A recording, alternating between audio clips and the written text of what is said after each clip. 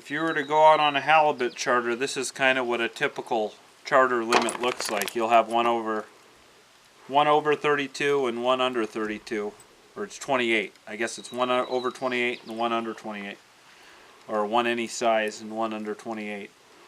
So we only got 2. It was pretty slow fishing, so I'm going to show you guys how to fillet a halibut here.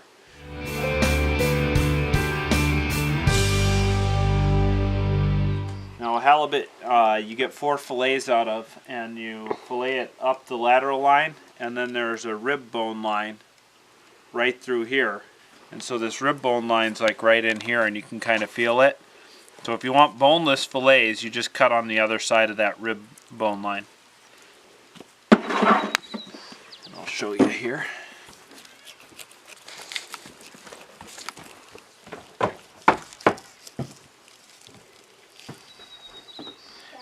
Just cut across it right there, unfortunately. You can see it in there.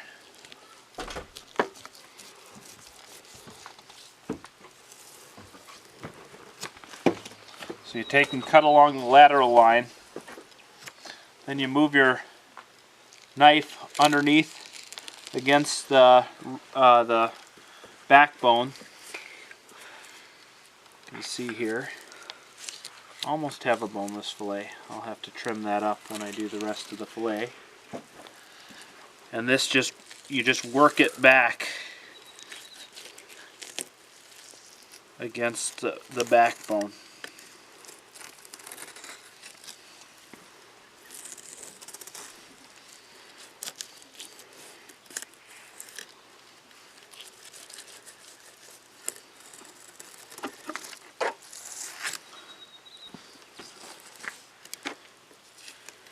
You really want to try not to cut through those bones because it makes your other side, you'll get 2 more on the other side.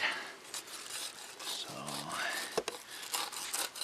here is one fillet. And since I have a small table, I'm just going to step around to the other side. And then the belly meat tends to have a lot of worms in it, if there's worms in the fish. So I always cut here, but you can take this belly meat as well, and they use it for popcorn halibut and some other things in the cannery. And they sell it for popcorn halibut.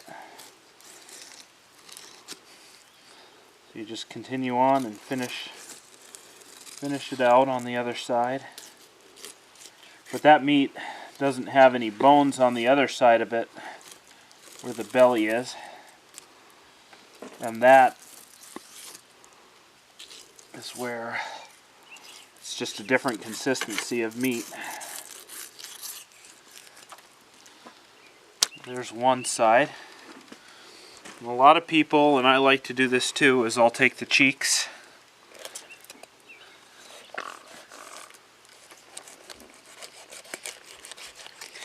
and you can just kind of, depending on where you gaffed your fish,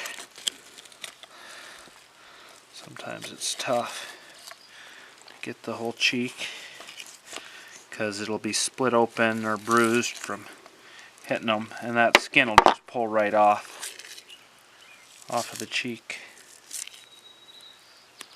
Oh, they're really easy. They have more of a stringy consistency. And then you just take and you flip your halibut over, and you'll do the same thing on the other side.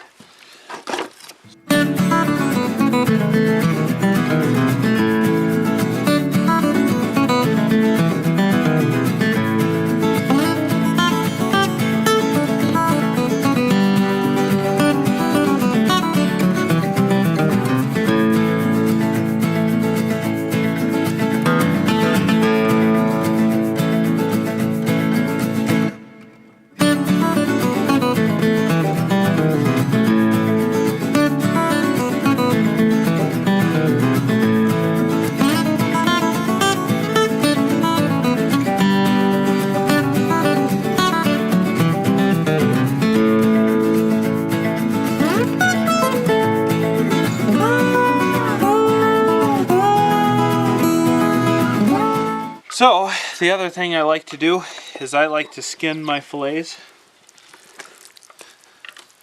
All you got to do with that is run your knife parallel to the table.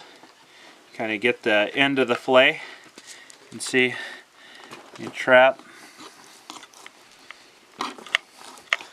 underneath, parallel to the table, down a little bit, and work it back and forth.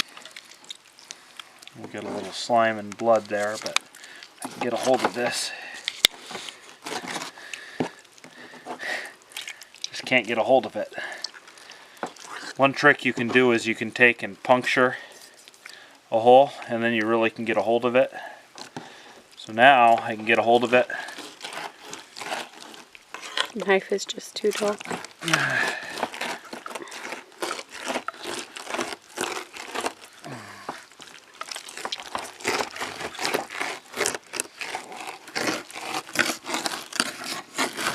Kind of skins it off of there, and you can see, I mean, just a little bit of fat left on there, so it does a pretty good job. There's our fillet. I'll rinse them one time before I pack them. The more that you wash them, the more your meat will wash out. So always minimize how often you rinse them.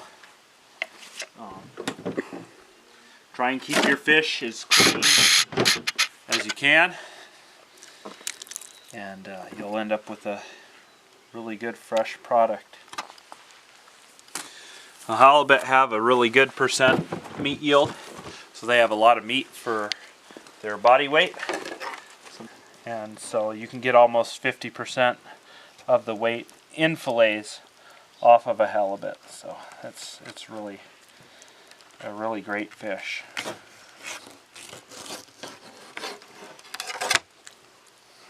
So we had a slow day out halibut fishing, but we got a couple, and so we got a little bit of yield off of our fish, and we'll have a few fillets in the freezer.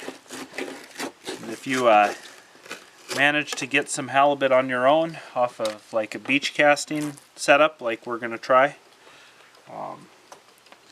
this might come in handy for you. Leave